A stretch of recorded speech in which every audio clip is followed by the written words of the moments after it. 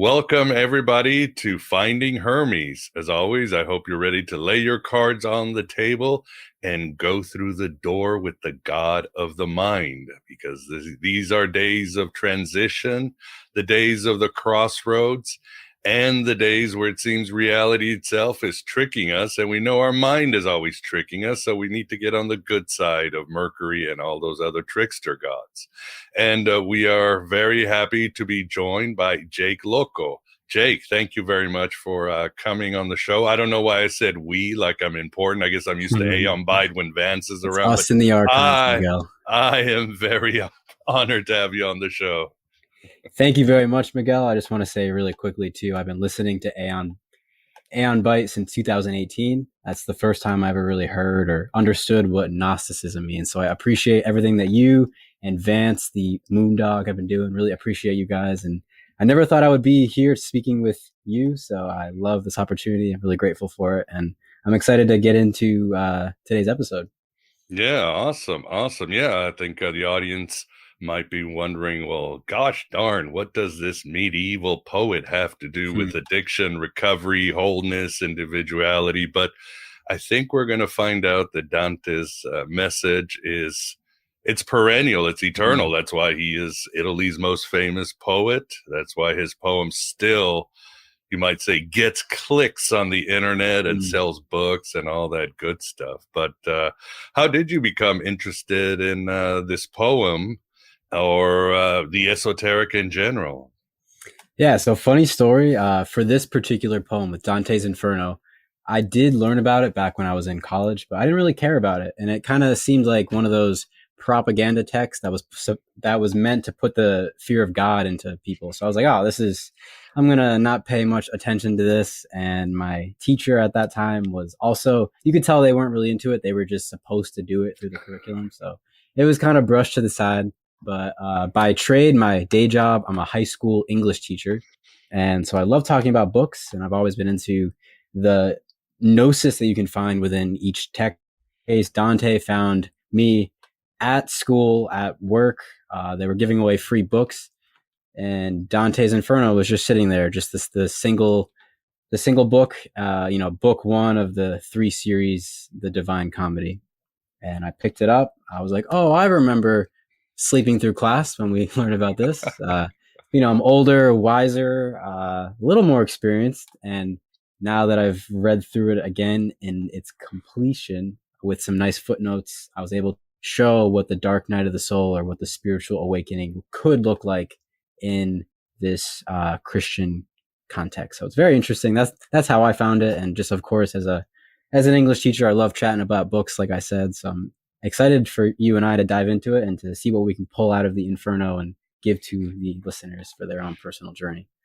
Exactly. Yeah, I remember checking the book out when I was like 10 years old. And of course, like everybody, I was really interested in the hell part because as humans, we like darkness. Obviously, his Inferno is still the most popular one. I don't know if that's a good thing about humanity, that we're so attracted to the darkness, but maybe that is a good thing, things we need to work on. But I didn't understand it, and it would be many years later before I really delved into it. So for the audience, why don't we start with Dante himself? How did he come to write, or what happened to this 13th century poet that sent him to write this classic text? So the beginning of Dante's journey is very interesting, and it's very relatable in terms of writing an allegory that people can like, oh yeah, I've gone through Dante's journey as well. But for him in particular, it stood out to me because Dante was essentially canceled. He was exiled from Florence. He was a victim of cancel culture, and the corrupt pope, the politician at that time, the ruling class, if you will, did not really take a liking to Dante and Dante's views. So they canceled him, exiled him. So not only was he wandering the wilderness of the Italian peninsula by himself, but he was also disconnected from the love of his life, Beatrice. And in terms of what we're going to discuss today, I think it's important to point out Sophia and this Gnostic divine wisdom, this divine beauty. And basically, if you think about it like this, Dante was willing to go all the way down to hell and then back again just to reach Beatrice. So that's definitely worth noting. It's the greatest love story ever told, if you ask me. And so yeah, Dante was canceled. He was exiled. He's wandering alone by himself, and he's wakes up. It's if you've ever seen that. Before we start that, probably a little bit more context to it. Mm-hmm. Beatrice and Sophia, I've always felt the same thing, but he never got together with Beatrice. She didn't answer his DMs on Twitter or anything like that. He saw her publicly twice, and then she passed away, right? So but he made a huge effect on his soul. Yeah, Beatrice is absolutely one of those missed encounters, the love that could have been but never was. So that makes it even more challenging for Dante to be alone and abandoned from civilization, essentially. And now he's thinking about Beatrice. He's, again, another missed opportunity. His career has been ruined. His love life has been ruined. So he's in a very dark spot in the beginning, which is why it's so fascinating, because we've all been there at one point. This is his rock bottom, except ironically, he's going to go even further down and he can realize. Yeah, I mean, this is a perennial story, as I say, whether it's Jung, who hit a depression and he went deep down to find his soul. Some people said when he had his Red Book experience, he actually had a gun by his table because he said, if this is too much, I'm going to end it. And yeah, the dark night of the soul, the mystery religion going down into Hades. Christ, after he's crucified, he has to go down into hell and clean things up. It's a horrible, not a horrible journey. It's in a way, it's cleansing. It's necessary. Yes. And each one of us, at some point, we are going to have to go down into hell. We're going to have to face all our demons. Dante meets people that screwed him over in real life. He meets mythological creatures. He meets Christian figures. Everything he meets, he has to face. But at the other side of hell is, of course, what? Purgatory and then heaven. Yep. So the thinking about the entire story in that 3-part context is very interesting as well, because we can tell Dante's in a very bad place, and he has to go through this dark night of the soul, this dark period to reawaken into the divine light. And that's his whole journey going down into hell. Is the purpose is to become aware of his sins or his errors. And then in part 2, when he's climbing the Mount of Purgatory, it's a very strenuous, long journey. Going up Purgatory is supposed to be all about renouncing those sins, getting clean, or becoming cleansed. And then, of course, the final destination is paradise. Dante can be reunited with Beatrice, so it was all worth it in the end, because he had to be thrown into that trial by fire or trial by hellfire in order to reach Beatrice. So it was a necessary part of this whole process. Yeah, the journey inward, the journey to finding your soul, your true soul, and everything in the past no longer matters. And like you said, nobody did cancel culture like the church in medieval times. Right. They pretty much, in Roman times, Greek times, you get killed or you get exiled, but the church was like, you have the wrong thought, or you made the mistakes, and you're just out into the gulags, if you would, of society. Absolutely. And he wrote it in Italian too, which tells you that he was trying to make it accessible and go against the hoity-toity elite of where he was from, Florence. Absolutely, yeah. Thinking back to this 2022 year, this is the 700th anniversary of Dante.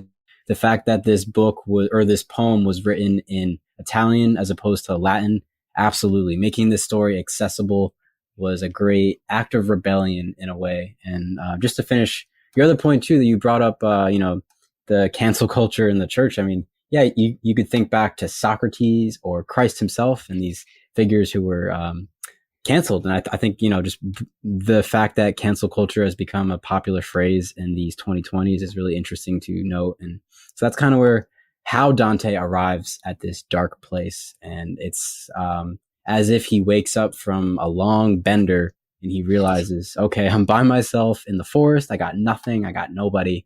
What am I going to do? So that's where he meets his guide. Like when we brought up Jung earlier, it's interesting to note Jung and Philemon, right? The spirit guide. And that's where Virgil comes in. Virgil is Dante's spirit guide. He is the father figure sent by Beatrice. So he's an angel or a spirit sent to guide Dante through this journey. And without Virgil, Dante would not be able to go into this in the first place. Awesome. Yeah. And I think this is the importance of the active imagination, if you would. My best breakthroughs working with my Jungian advisor is creating these different characters and interacting with them, whether it's by writing, whether it's having conversation, stuff that children do naturally for their own health.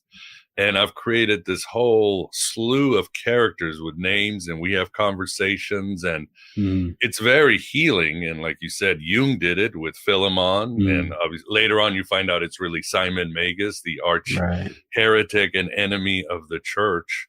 But I think, yeah, the active imagination, this role playing, and people may say, well, that's kind of weird. It's like, no, I think when we understand the thoughts in our heads that all of us have every day, we are having these thoughts, these characters that come all through. But this is a way of formalizing and making it interactive and finding resolution. Because sometimes if you are in pain, you create this character and you can just say, all right, Mr. Anxiety, what's the problem? Let's work it out, because we're kind of taking the same place in this head. Yep. We got a life to live. We're in the same boat.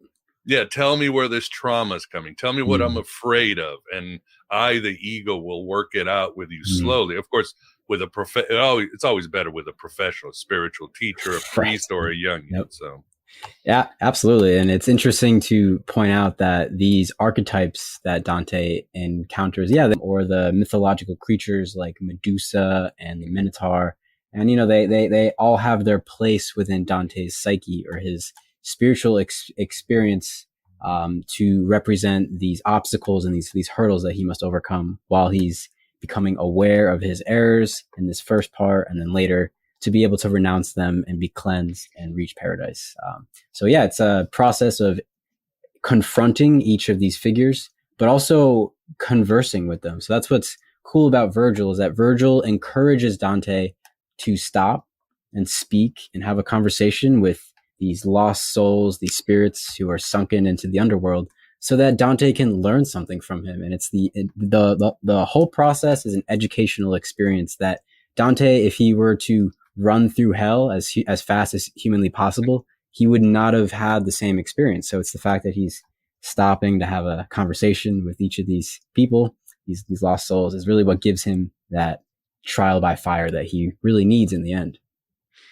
Awesome. No, it makes perfect sense. So why don't you take us down into hell? Sure. If you would.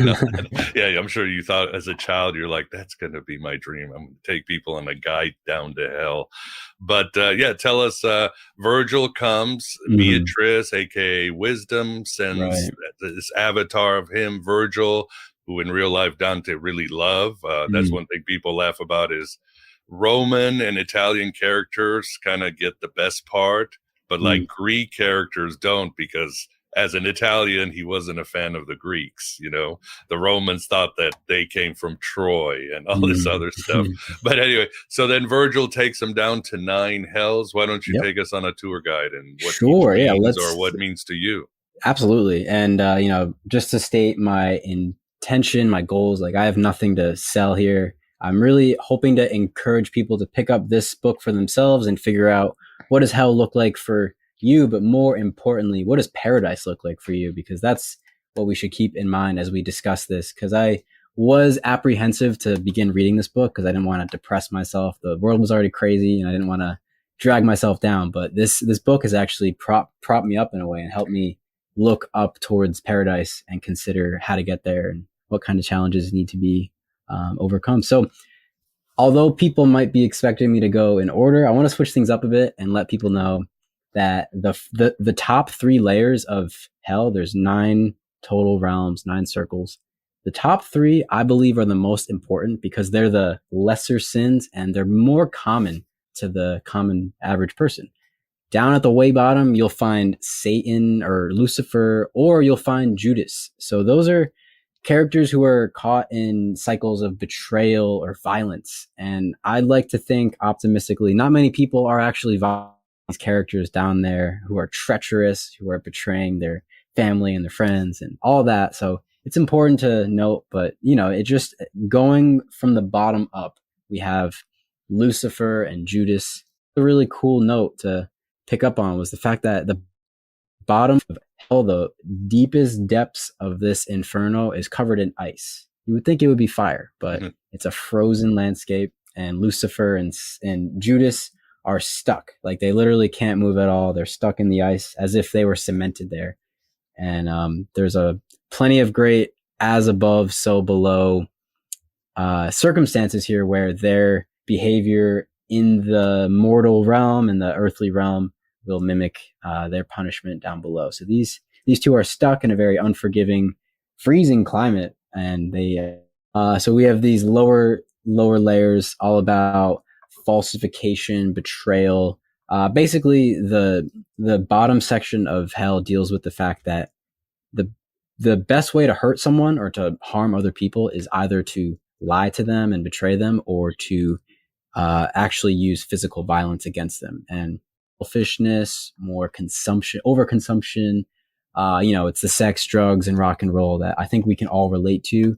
But I do want to stress this, that the bottom layers of hell are more of those rare, you could say like psychopathic people who end up there. So it's not like we can all relate to each layer of hell, but it's those top 3 that really mean the most, especially when we're finding Hermes through these experiences. So going up, we also have sowers of discord, which is really interesting because I'm sure throughout 2020 we've had bad actors or useful idiots who were literally put in a position to cause chaos just for the sake of chaos, right? I don't know if you've ever seen the Vikings show on History Channel, but they have this moment where Ragnar Lothbrok is being executed and he's dropped into a pit of snakes. And that's what happens to thieves.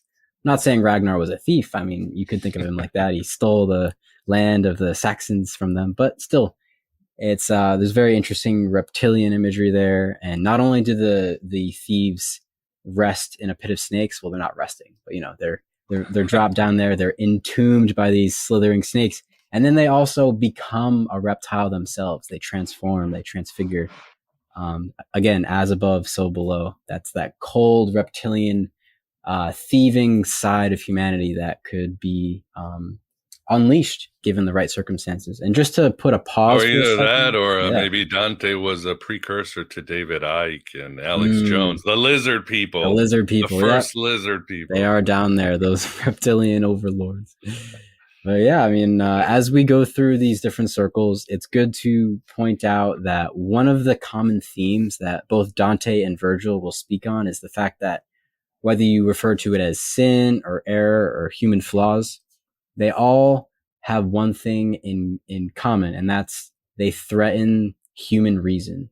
So morality, our ability to figure out what's right and what's not right, is clouded by this dark cloud of corruption. So that could be in many forms. In this lower level, it's all about being hypocritical or blackmailing people, trying to manipulate people through fortune telling and tarot reading, which things that I enjoy. But the whole point of these fortune tellers and these diviners is that they're trying to deceive people and manipulate them.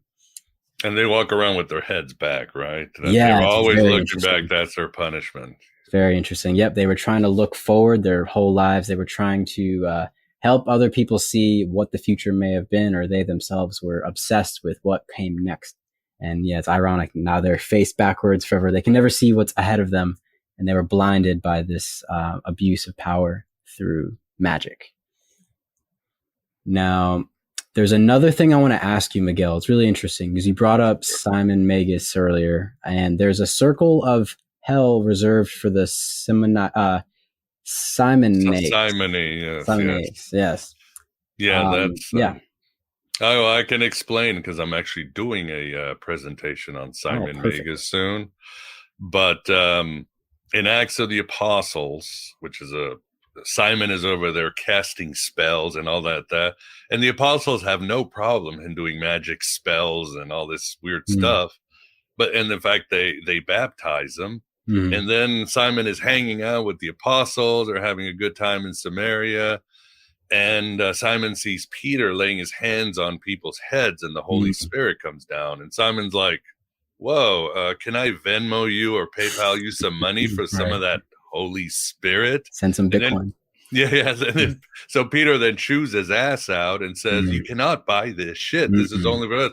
And the story ends with Simon kind of like all forlorn, walking away, like, "Oh, woe is." Now, obviously, this was a story meant to, like with Mary Magdalene or the Apostle Thomas. You bring these characters in, and then you marginalize. You make them small and weak, like Doubting Thomas or Mary Magdalene in the 70s. So they did that with Simon Magus, who was the leader of the Gnostic movement. So later in the medieval times, around when Dante is in the 13th century, the church came with the idea of simony, which is trying to buy your position in the church, trying to buy your position into heaven by giving money. Needless to say, the church created this law that they weren't exactly following, if you know what I mean. So, right. So that's simony for you. Yeah, it's crucial to see how Dante was able to criticize society after being exiled himself, and he was able to point out a lot of flaws in society, like being able to pay to cleanse your sins. It definitely goes against all the teachings of Christ, if you ask me. So it's interesting to see him take that on. There's a couple more I'll run through. I will never be able to run through the whole story. We'll only scratch the surface, which is exciting for the listeners because they will have to go in and fill in those gaps. But I do want to bring up, there's quite a lot of connection to both sexuality and sexual energy that it's interesting to point out in terms of overcoming addiction or recovery. And in one of these lower circles, there are people who are fraudulent and malicious, but there's also what's referred to as the seducers and the flatterers. And given what we just spoke about, people who are their human reason, their higher reason is clouded by this desire, this sinful behavior that prevents them from thinking clearly or from feeling empathy for others. So they are stuck in their own excrement. The flatterers and the seducers are both punished in these really horrible ways because they were people who were just nice to others to get what they wanted, or for the seducers who are, and this is very symbolic here, they're being chased around by a horned demon with a whip, and they're being whipped in a circle, and these horned demons, and we know horns have a very symbolic meaning. We won't go into it now, but the fact that they're being punished for getting a woman pregnant and then abandoning them. And that's absolutely a great example of lust, as opposed to starting a family, being a strong father figure. These people who are stuck down here are absolutely, I guess you could say they deserve it. And it's interesting that Dante, as he travels down and down and down, he relates to the people on the upper circles because he starts to criticize and scorn these dark souls. So it's cool to see Dante is developing throughout his journey, and he is responsible, according to Virgil, to pass judgment on these darker souls. Fascinating. Yeah, I know that. Yeah, the top layer of hell is with this sort of dreary place where all the noble pagans can be. They don't exactly get punished, but they can't get into heaven because Dante was still a practicing Roman Catholic, and there are rules. There are cosmic rules in his mythology. So Virgil basically would have to go back and sit around with Socrates and all those guys and Right. just kind of have a chill out for the rest of eternity. Although Mm. it is interesting, I think in Paradiso, he does say that at the end of time, when we run out of time and space, Mm. Jesus will come and do a final judgment. Yes. So Jesus will probably make, according to Dante, he would make everything all right. This hell and Mm. heaven and purgatory is not the true end of eternity, if you would. So unless he's judging people on earth, but I think he'll judge everybody. Yeah, every year in the lower regions of hell, they still have a second look or a second appraisal. And it's interesting to bring up Nietzsche because there's the idea of eternal recurrence, right? It's like if you could live your whole life over and over again, that Christ will return to give these people a second opportunity. It's interesting because in the Inferno is almost like the waiting room. It's not necessarily limbo or purgatory, but it's like a prison, if you put it in that Gnostic sense. It's the hollow earth prison planet that the souls are kept there until Christ can come down and be like, all right, well, you've gone through this horrible time for long enough. Like maybe you're ready to go on to the next level. And it's interesting that you bring that up. I kind of forgot about that, honestly. But yeah. And since as well, Miguel, you brought up the virtuous pagans, let's go back up. So we have Sure. Limbo. This is Canto number 4 in the first circle where Virgil and Dante, like you said, they're hanging out with Plato, Socrates, Hippocrates. This is the threshold between the lighter side of this underworld and then what they call the kingdom of eternal night. So in this area, the virtuous pagans are not necessarily bad people. Like we could say Hippocrates, the Hippocratic Oath is definitely a beneficial principle to apply in these strange times. Do no harm. Absolutely do no harm. Now, the interesting thing about this is that there is what we would call the citadel of human reason. I believe it's what it's called. My notes got a little messed up here. But yeah, there's an area in this underworld where the collective intelligence of the philosophers from Greece and these brilliant minds who weren't necessarily baptized in the same way as other Christians could still reside. They could still enjoy themselves and converse with each other. But they were still stuck in the underworld technically, but it's a lesser punishment. They're just, they have a little bit of light, but they're not totally out of the wood. Another thing that I brought up earlier, which is good to revisit because it's such a powerful symbol, is the second circle with, in terms of addictions or habits, these people who are swept away by their lust or by their bestial desires are caught in a storm. And it's really cool that Dante wrote in this metaphor or the symbol for a storm that cannot be tamed. Even if people adjust their sails, they can never master this great wind. They're being driven around by it left and right, up and down. And it really does show the fact that, let's say, if you were addicted to pornography, there is a certain point in that addiction where you do lose control. And it's almost as if you're on autopilot. And that's what being caught in a storm would kind of be like. But whether it's pornography or some kind of substance, either way, this area, the carnal, is a great representation of when someone is in the grips of addiction and they're trying to pull themselves out of it, how difficult it can be to tame a storm, which is nearly impossible unless you're, like manipulating the weather, like in harp or something like that. Yeah. And what hell level is this again? This is the second circle. This is the area of the carnal. And beyond this, while Dante's here, he's speaking with this couple who, they committed sexual sin. They were sent there. And Dante is so upset that he passes out. It's really interesting that he loses consciousness because it's so traumatic for him. He can relate to these people. He loves Beatrice. He has the same animal nature. He can't get rid of that, but he can see that he was also guilty of the same sin potentially. So He was You know, married to another woman, and even right. though he never touched Beatrice or flirted with her, in his head, he was cheating because she was the one. Right. Yes, so he's going through that same mental process of, okay, I'm also guilty of this. That's why he's there. Essentially, Virgil's leading him through his own shadow side, and so just the fact that Dante loses consciousness is really interesting because if you're going to go through this experience and go through hell, like you wouldn't want to shut down. You would want to be here now and experiencing what you're going to experience. And so Dante is described as someone who swoons. He loses consciousness. He's totally overwhelmed. He hasn't yet integrated this shadow.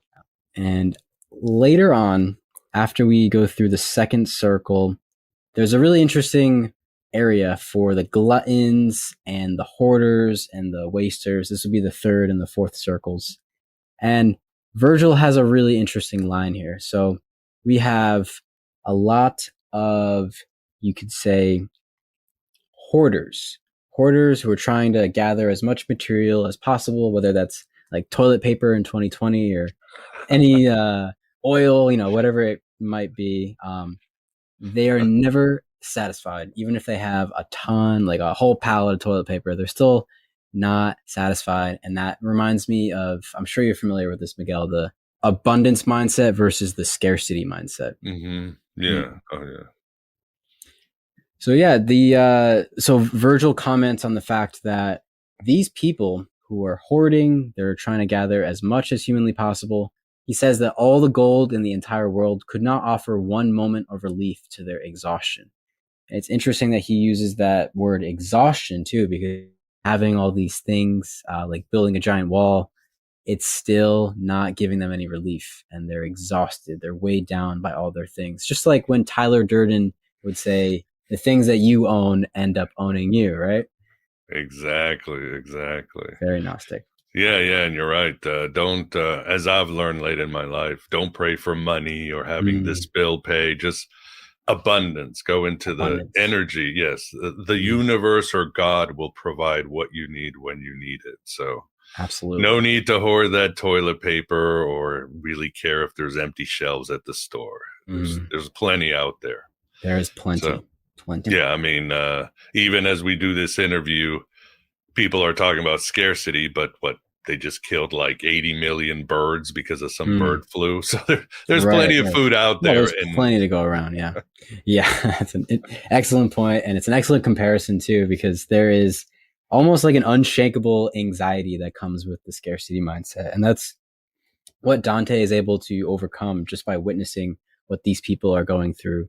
And besides the hoarders, there's also the wasters, and they are, well, because of their wastefulness, they could be wasteful with material goods, or they could be wasteful in relationships. And that could be, taking people for granted, or they were throwing away a good opportunity, burning bridges willy-nilly, not really thinking about the long-term consequences there. And what's happening with them? Well, when you're very, very wasteful, what's happening to you is, well, there are a group of people, the hoarders and the wasters, and they're butting heads. On one side, they're saying, why do you have so much stuff? And on the other side, they're saying, why do you use so much stuff? And they have the same problem. They feel like they don't have enough, or that they're going to run out eventually. So let's use it while we can, use it all up. What they're all lacking is moderation. And that's a great takeaway from this section, whether you're hoarding or wasting. It all has to do with using those resources wisely. You don't want to run through them too quickly, but you don't want to hoard them and harm other people in the process as well. So there's a couple good takeaways there. Yeah, there's timeless advice from Dante being down in heaven. Absolutely. All right, please continue. Or I guess the only question I would have, I think that there are fallen angels down there. So there's for the conspiracy theories. Yes, the Watchers and the Nephilim are there if you want to go inspecting. Yes, it's a really cool place because it's so eclectic. You've got mythological monsters, Greek philosophers, fallen angels. I mean, Dante, he really puts together really almost Lord of the Rings kind of thing. Oh, absolutely. Yeah. Genius. Yeah. Bringing together politics and mythology and all these different archetypes is fascinating. So when we're talking about the fallen angels and the rebellious angels. We arrive at the capital of hell, which is called Dis. And just imagine the tower tarot card, this big scary tower, and it's like stormy, and it's the capital of hell. Like, what would you expect? It's not a very nice place. And before I talk about what happens to Dante here, I do want to bring up something really quick. In the beginning of the story, before Dante ever sets foot into the Inferno, he is described as wilting like a flower. He has no hope whatsoever. He's quite nihilistic, you could say. But through Virgil's inspiration and his motivation, he helps him open up like a flower would to receive sunlight or to receive divine wisdom. And this is a continual process that Dante at certain points will want to crawl up into the fetal position and give up. And it's Virgil who keeps him going. So in this case, there's a really interesting moment where Medusa comes in. And Medusa, of course, you cannot look her in the eye. It's something or someone that you literally need to avoid, because if you confront them directly, you're going to be turned into stone. So here's where Virgil and Dante start to encounter beings that overpower them. So Virgil only has so much power. He can only do so much to protect Dante. And the cool thing is that Virgil always uses language. There's never a fight. There's never like any violence. Virgil negotiates with these spirits, just like if you're going through that death trip in an ayahuasca ceremony, you might have some kind of guide who can help to negotiate with these dark spirits so that they can leave you alone and not torture you too much.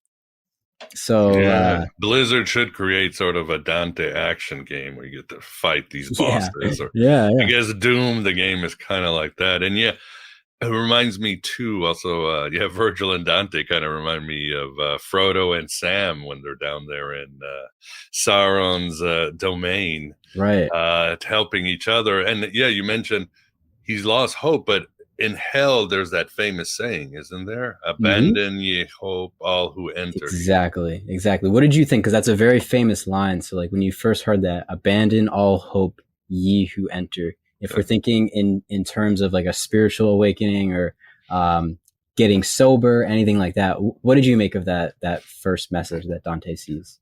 Well, from my perspective, and this is a completely esoteric reading, I don't know what word he used in Italian or the context of 13th century Florence, but I always go back to when Zeus wanted to punish humanity. He sent Pandora, who's actually a robot, not a woman, and all in this, it's actually a jar. All these bad things come out, and I think even some monsters and people. I think one of them appears in Dante's Inferno, but the last thing at the bottom is hope, and that's like Zeus's last apocalyptic Armageddon weapon against humanity. And people are like, but it's foolish hope. It's like, when you're at the throes of your addiction or something, you're like, oh gosh, I just want things to get better. But you don't want to do any work. You don't want to give your will to God. You don't, that's what he meant, is silly hope that, oh shucks, things will just get better, and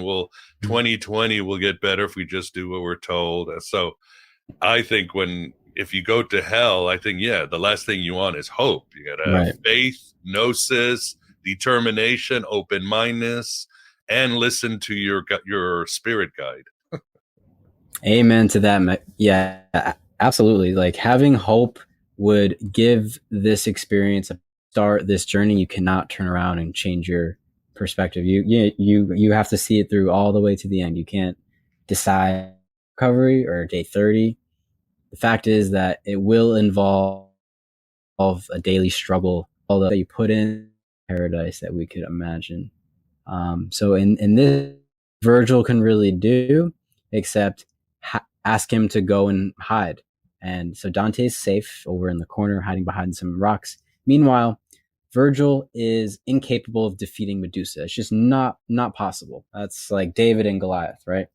So what Virgil does, which is really interesting, is Virgil calls upon a heavenly messenger to come down and intervene. And whether it's to defeat Medusa or to scare away all these other demons that are guarding this area of the fifth and sixth circle, this heavenly messenger comes down with a bang. It's literally a giant, massive earthquake or a rumbling of thunder. And there's no, like I said, there's no violence, there's no fighting. This angel, who I kind of imagine just in my own head, like an archangel of Michael, or the archangel Michael figure with a sword and all that, comes down, causes this huge explosion of noise, and all the demons in that area are terrified and they run away. And now the path is open again. And it's kind of cool to think about this, that of course Dante relies on Virgil for this guidance and this assistance. Like, you got to ask for help. You have to be able to say that you have a problem and then seek out the guidance that's necessary. And even someone like Virgil, who is a spirit who is granted these divine powers, still has to ask for help. There are still times when even all the power that you've been given or that you've accumulated won't be enough. And it's always important to seek out help whenever you feel stuck. I think it's a good takeaway. Yeah, definitely a very good takeaway too. And that's something, even in my recovery, I'm still stubborn, is just ask for help. Pick up a phone, have a conversation. There's so many ways. Yeah, we can't do it alone. That's just... Yeah, help can come in so many forms, like you said, a phone call, or a quick text. You can even send your friend a nice meme if you want. That always does the trick. Yeah. So there's another interesting point on that when we talked about Philemon or Virgil or certain rivers that must be crossed in hell. These are other thresholds that Dante cannot cross by himself. In fact, it's Virgil who has to negotiate once again with these ferrymen, and they refuse. They say, "I'm not taking a mortal human being on my boat. Just no humans allowed, or no mortals allowed," basically.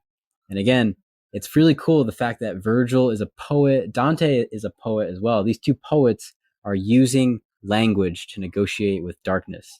And it's a very interesting symbolic or alchemical theme here, that you don't have to defeat demons with your fists or with weapons. You can negotiate, whether that's your mindset or your faith and your prayer and your practices. These things will contribute to the removal of darkness or the transcending of darkness, turning that lead into gold, if you will. Yeah, well said. Love it. Thank you. So as we move along, it's really interesting too, because I personally have only read the Inferno. I'm going to next dive into Purgatory and the Paradise. But for now, it's really interesting to see these themes develop. Like, Dante talks to these spirits, these lost souls, and some of them in the upper levels want to be remembered. It's really interesting to consider, if you're on your deathbed at some point and you're thinking, who's going to remember me? Who's going to show up to my funeral and rejoice in those memories that we shared together? And for some of these souls, they beg Dante, please tell my story. Please pass on this message to the other mortals still out there who have time to reverse their ill behavior. But as you get lower and lower, and this is really interesting, as you get lower into the Inferno, some of these souls don't want their story told at all. They are so ashamed of themselves that they want to hide away. And it's interesting to think about, just like with Nietzsche's eternal recurrence. It's like, all right, if you would do this all over again for infinity, would you want other people knowing about your journey? And if you don't, then what kinds of steps could we take to make this journey, like, when people say make your mess your message, if we can embrace the fact that we're all guilty of these sins or these errors, and how can we tell our story in a way that would inspire people, that would help people overcome their own personal darkness by sharing and by being open and vulnerable? And that's what's cool about this show, and particularly Finding Hermes, is the fact that people put their cards on the table, like you said, and that's kind of what Dante's doing. He's laying all of his cards on the table, but he's also laying the cards of the collective, all of society. No one's spared from these circles. Even Plato and Socrates, people who might be considered virtuous, are still down there in some fashion. Yeah. I know people don't want to talk about it, but Muhammad is also there, so nobody gets spared hell, basically. Right. Now, to transition, because to transition a bit into a different direction. I was curious if you would answer this question. When we're thinking about the Inferno and this journey that we have to pass through, what's on the other side? Like when you imagine paradise, what kinds of images or symbols or archetypes do you imagine from your own perspective? That's a good question. I mean, as a kid, of course, growing up Roman Catholic, it was the whole clouds and angels and harps, and it was dreadfully boring. I was like, this can't be it. But I would say it's more of an experience. It's not visual. It's that sense of wholeness and bliss and ecstasy, and to be all where you just kind of extend everywhere and there's no real Miguel or Jake. I think that's what, if there was a paradise, that's what it would be. And of course, that sense of eternal empathy and love and the ability to, again, experience those who are gone from our lives, that you're like, okay, we can hang out again just briefly. Right. Yeah, it's really cool. There's a reunion with those that we've lost, but there's also overall not necessarily a physical experience in our physical body, but having the phenomena of consciousness, of being able to love and to feel joy or to feel connection to each other or to the source, to the God above God, as you like to say. Yeah. So it's interesting to consider that, because Dante, at many points, as we already talked about, wants to turn around and give it all up and go into the fetal position. But Virgil's like, nope, you're here for a reason. There's no time to be nihilistic, my friend. You got to get through this. And this reminds me a lot of what Jordan Peterson speaks about, the fact that hell might be a real place. Who knows? There might be an underworld, or like a Tartarian prison that we're sent to, like the gulag of the underworld. But in any case, whether there's a physical hell or there's not, we would create hell through our thoughts, through our deeds. And the whole point is we can create paradise too. And it's nice to imagine the fact that, well, yeah, I mean, to imagine what would be paradise, and then that brings you one step closer to making that a reality. And I'm glad that Jordan Peterson went into detail about that, because, you know, he would say things like, well, if you say things that make you feel weak, then you'll make yourself weaker. It's kind of that law of attraction sort of thinking. It's that you can create paradise by intentionally putting out those positive thoughts, even in the face of such darkness or absurdity like we've seen throughout these 2020s, to stay on the path and not let the little things knock us off. What do you think? No, beautifully said. And I mean, later on, the sort of Dante's other great competitor, Milton, in Paradise Lost, what did he say? The mind is its own place. It can make a heaven out of hell and a hell out of heaven. In a way, we are projecting these things, and the Buddhists had thousands of hells, but they were temporal. There were places where you're just going to get your ass kicked, and your karma sent you there. It reminds me, in Dante's hell, Lucifer falls and he actually creates this giant hole and ends up at the bottom. So it's kind of in our world, and he's stuck there chewing on Judas for the eternity. You know? And that's all he does, and bats his wings to freeze things, to make the place as cold as Chicago or Connecticut. Yes, sir. But it reminds me of Neil Gaiman's in The Sandman, Seasons of the Mist, and they made the Lucifer show, where Lucifer like wakes up. He has his own gnosis, and he wakes up and he says, wait a second, I don't have to do this. I set myself here on purpose because of my stupidity and pride, but I can walk away anytime I want. So he's closing hell, and he sees like a tyrant, and this tyrant's being punished horribly. And the tyrant's like, I was an evil person. I deserve to suffer this and that. And Lucifer's like, psst, I'm not doing this to you. You're doing this. You can walk out of here anytime you want. And the guy's like, no. He's like, Lucifer's like, fine, suffer. I don't give a shit. It's amazing. Yeah. And shout out to Neil Gaiman. He's an incredible author. I really loved American Gods, to put all those gods into these archetypes and characterize them in that specific way. But yeah, no, it's absolutely, there's a mental component to all this. You can create like a mental prison, this matrix that you can build around. Prison for your mind, like exactly. Exactly, a prison for your mind. And welcome to the desert of Of the the real real. in some cases, because there is one section. We have the burning sand. So that's absolutely a desert sort of environment. And these are where those who are violent against God, nature, and art reside. There's a great plain of burning sand, and it's a place just like the very bottom in this icy layer that's totally sterile and unfertile. So it's almost as if people who are driven to act out of violence are unable to produce anything creative. They're stuck in this sterile landscape.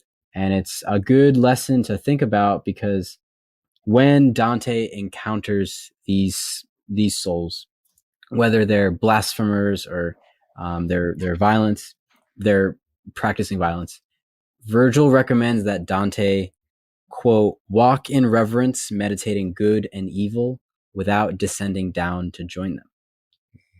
So that reminds me a lot of this shadow work where you have to confront those dark forces within you, consider those dark thoughts, but don't let them consume you. And above all else, one of the other pieces of advice that Virgil gives Dante in this sterile, barren desert landscape is the fact that no matter where you are, you have to, quote, follow your gnosis available wherever you are, even in the darkest regions of hell. There's still a path that you have to find, that you have to follow. Sometimes it comes down to listening to that little voice, whether it's Jiminy Cricket or Virgil. There's always some sort of guidance that we can access, and that's really what I believe. Yeah, no, well said. And I like how Dante is also saying needless violence against animals and mistreating the environment, nature, Mm-hmm. is frowned Yeah. upon. So he's got a good holistic view of what it is to be a good human being. Yeah, it's as within, so without, right? The people who are abusing the environment, and Mhm. in turn, they are now stuck in a place that abuses them. It's very fascinating, and I would say from a perspective of karma, it's a very psychedelic story as well, because if you have a set and setting that's arranged to give your experience a very positive and um, beneficial out outcome or journey or process, then that's what you can get. But if you go into the experience with a cloud of negativity hanging over you, then you're going to end up in a place like this, a pretty dark place. So it's very interesting that these people, these sinners, these lost souls, are stuck in perpetuity of whatever sin they committed on the earthly realm, and it's fascinating. I mean, like I said earlier, I can never go through the whole text in one episode. I can only scratch the surface, but whatever we pull out of it, I do believe it would be useful for anyone who's curious about their own spiritual awakening, their process of gnosis, and finding out what's down in the depths of their shadow, of their unconscious, and how do they relate to the collective in this regard. Oh, well said. And I think it all ends as Dante's Inferno's ends. You're going to have to climb down the devil's ass because Right, right. he is you and you are him, the Mhm. ultimate shadow, the shadow of God, as Jung said. So tell us about the ending of Mm. Inferno, which is kind of weird because Satan is sticking out from this lake of fire. He's got three Mm. faces. He's chewing on Judas, Judas. Cassius, and Brutus because, again, Mm. Right. being You got Italian, those are the Caesar. Yeah. two great traders of Roman culture, if you Hmm. would. Absolutely. But then he climbs up and down. That's the part I get a bit confused. Yeah, the ending is a bit strange. It almost feels anticlimactic, although it's kind of like when the season of your favorite show ends. Like they're just trying to set up the next season, which is this climb up to purgatory. But yes, Dante has to maneuver through and around Lucifer and like climb down his legs. Yeah, he's literally hands on. Like, all right, this is the lowest level of hell, and we have to literally become close and intimate with Lucifer in order to escape. And the really cool part about this, which I'm so happy that we were able to arrange this in the way that we did, Miguel, is the fact that Dante arranges this story around Easter, around the resurrection. Mm. So he enters hell on Good Friday, and towards the end, once he finally reaches paradise, it would be Easter Sunday. And it's really beautiful, the fact Like that Christ. Dante, Yeah. just like Christ, there's a resurrection and a trial through fire, if you will, instead of more of a crucifixion. Very cool. But yeah, And just then on that ending. Sorry, the first thing that Dante does once he escapes hell is he looks up at the stars, and it's just a beautiful conclusion to this journey. Again, he's looking up at his guides, at the celestial landscape above him, and it was all worth it in the end to see those stars and to look at them in a much different way after going through all this. yeah, very transformative. So what an amazing story indeed. I don't know else what we can cover. Again, there's so much of it. Are there any translations you suggest, or maybe documentaries, or for those who want to find their own meaning from Dante? So the copy that I was reading, which was full of great footnotes, was from John Ciardi, Ciardi. He had a great collection of notes that really helped me understand. It's pretty tricky, complex rhyme scheme. So that was really helpful. The other thing is, to keep it a little lighter, it's called Hell and Back. It's got a bunch of great comedians. I believe it's like a claymation animation type of film. And it's a really great cast of characters. Just think about, if you've ever seen the South Park movie, they have Saddam Hussein and Satan like working together down in hell. It's kind of like that. It's that cheesy dynamic where they have like the devils and they're being manipulated by their boss, the head honcho, Satan. And it's a cool take on the Inferno itself. But I guess the thing I would want to leave people with is the fact that you can pick up this book and read through it and kind of consider your own journey through the Inferno as you go through. But it's also important, like we discussed, to look up and to consider, where is this all leading to? Where is the paradise? What does paradise look like to you? How can you move closer towards it? And yes, sometimes you will have to pass through hell, maybe multiple times. Maybe you'll get through it and then you'll be sent back down there later in your life. You never know, but it's always worth it in the end to something valuable on the other side of Satan's asshole, as you could say.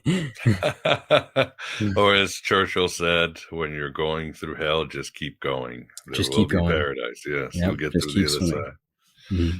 Great advice. And again, as I said, timeless, perennial. These mystics and religious people have visions. They're all similar. They have parallels. It's all about that inward journey down into the darkness to find the treasures. As Joseph Campbell said, go down and you'll meet the dragon, but you need to encounter the dragon if you want the treasure. So love that. Same as it ever was. So awesome. So Jake, where can people find out more about you? So thank you, Miguel. Yeah, I've got the Loco Listens podcast. I just started about a week ago. I've got 5 episodes out, and I do look forward to diving into more classic literature and uncovering these nice symbolic messages that we can get, these bits of gnosis that we can come out of these experiences with. So that's the Loco Listens podcast on Spotify, Google, Apple. I'm also on Instagram at Loco Listens if you want to connect with me there. And looking forward to diving into some more stories and some more shamanic experiences with these texts. Bingo. Yes, it was a shamanistic experience what Dante went to. You hit it on the head, and a great way to end. And well, Jake, thank you very much for coming on Finding Hermes, and good luck with all your journeys down into hell, purgatory, or heaven. I'm sure we'll meet here and there. Thank you so much, Miguel. It was an absolute honor. I'm looking forward to doing something like this again sometime. Awesome. Well, take care. Thank you. Thank you. You know, my mother was an atheist. She used to say that there was good news and bad news about hell. The good news is, hell is just the product of a morbid human imagination. The bad news is, whatever humans can imagine, they can usually create. And there you have it. Jake Loco on some fascinating and insightful ideas on the perennially relevant Dante's Inferno. I hope you enjoyed it. If you're wondering what that clip was from, that was from the recent and one of my favorite Gnostic themed content. It's a TV series, Severance. I really enjoyed it. And as I just mentioned, it's got powerful Gnostic themes, the ideas of remembering, the ideas of fragmented realities, the technocratic archons. It's amazing stuff, and I highly recommend it. Another show that I really like recently, or it's actually a movie that I went to see, and that's Everything Everywhere at Once. Really amazing Gnostic theme ideas, and does an excellent job with the concept of the multiverse. And between Severance and Everything Everywhere at Once, my faith has been restored because, yes, Gnosticism is very popular in culture today, but it hasn't been done very well. I was very disappointed with WandaVision, with Loki, and the idea how Marvel is doing the multiverse needs a lot of help. So, but it's nice for these two shows. And as you see from the clip, the idea of hell and how our imagination can create these hells on earth, whether in our heads or in reality, is very important. And Dante seems to have known this. Obviously, a powerful theme of Dante's Inferno and this show, and I will keep banging the drum on this, is that for any sort of transformation in the present or transcendence in the future, we still got to deal with the past. I know that's not very popular with New Age and modern religions, you know, that past doesn't matter. But the truth is that it is very important. In the past is where we still, all of us have a lot of trauma. We have a lot of issues that we need to integrate or resolve or find peace. There's a lot going on in the past, and there always is. And the past can be our personal past, our ancestral past, or even our cultural past. So the past is very important. That if we don't deal with the past, well, that's where the shadows are. That's where the demons are. That's where the archons are. That's where hell is. We must go into the underworld and find treasures and issues and battles that we still need to overcome. If not, it's hard to really operate spiritually or psychologically in the present. It's just a lot of baggage, and Dante's Inferno certainly definitely supports this. In fact, the more I study different religions and psychological systems, the more I realize how important it is. I mean, whether it's ayahuasca, AA, Gnostic rituals, which I've been studying a lot, the mystery religions, the idea of having to go to the past, to the underworlds that we've overlooked, to hell, is very important. That's where we must face these dark gods, these demons, and also find peace and serenity, because there are angels and aeons there too. So keep that in mind. Go to the past. I mean, even Jesus, after he was crucified, he had to go down into hell for 3 days or 2 days or whatever before he could go up to the paradise. So an important theme, and Jake does a great job at showing us that theme and so many other themes, and with Dante's poem, which is still very popular and, as I mentioned, very relevant. As you might be noticing, it's been a while since my last Finding Hermes, and I do apologize. I think the last one I did was in February. And, well, a lot of things happened or did happen. There were some guests that needed to reschedule. There were some personal issues, and the Astronosis conference took a lot of the oxygen out of the air. But I will make it up to you, and I will continue with Finding Hermes. In fact, the next show will be a sort of double feature. I'll bring 2 very excellent guests, and we will talk a lot or find out a lot about the themes of consciousness, manifesting, and yes, dealing with the past, dealing with those hells that we either create or we haven't faced yet, that are still out there burning our asses and not allowing us to really embrace the mystery of life in the present and the transcendent promises of the future that Sophia offers. So stay tuned, and I'll have that. I'll have Finding Hermes for you sooner rather than later. That's all I got right now. I don't want to take up too much time. I want to put some effort into Aeon Byte and Finding Hermes content. So as always, I'm just going to say, I hope you have found that gnosis to go through the doors you need to go through with Hermes. And yes, Hermes is a psychopomp like Virgil. We all have a Hermes, a Damon, or a Virgil that could help us go through those doors. And if necessary, those doors might lead to another hell, or they might lead to another realm. But we can go through those doors into new possibilities of who we are and what reality is.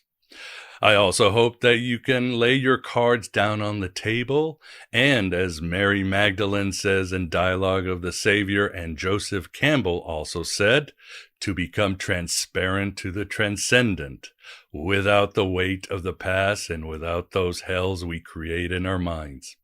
Thank you.